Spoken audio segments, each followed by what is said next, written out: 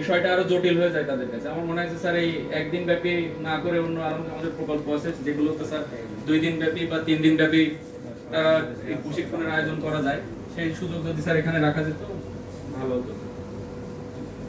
Sir আমরা যে মাটি পানি পরীক্ষা করেছি এটা স্যার আমরা নিজেদের উদ্যোগেই করেছি, কিন্তু স্যার প্রকল্প থেকে আমরা কোন প্যারামিটার গুলো আমরা পরীক্ষা করবো এই সম্পর্কিত কোনো মেসেজ স্যার আমাদেরকে দেওয়া হয়নি আর কি স্যার।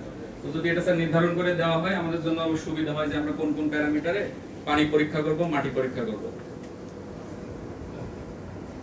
তারপর স্যার আরেকটা ব্যাপার হলো যে আমাদের প্রথম প্রদর্শনীতে স্যার গ্যাপের প্রদর্শনীতে আমাদের মাটি এবং পানি পরীক্ষার জন্য যে বরাদ্দ ছিল এটা ছিল মাত্র 1500 টাকা স্যার।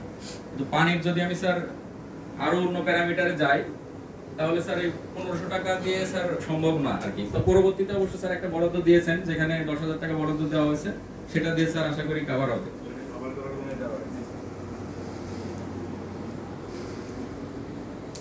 কিছুটা সুপারিশ আছে স্যার আমাদের, যদি প্রকল্প থেকে কৃষকদেরকে আগ্রহী করে যদি নিরাপদ সবজি বিক্রয় কেন্দ্র বা বাজার তৈরি করে বা অবকাঠামো এরকম বা সরঞ্জামাদি ব্যবস্থা যদি করা যায় আমার মনে হয় যে এটা আরো ফ্রুটফুল হবে। আমরা যে কমিউনিটি বীজ উৎপাদন করছি এখানে যদি কৃষকদেরকে বীজ উৎপাদনকারী হিসেবে লাইসেন্সের ব্যবস্থা করা হয়, উদ্যোক্তা হিসেবে তারা গড়ে উঠতে পারবে এবং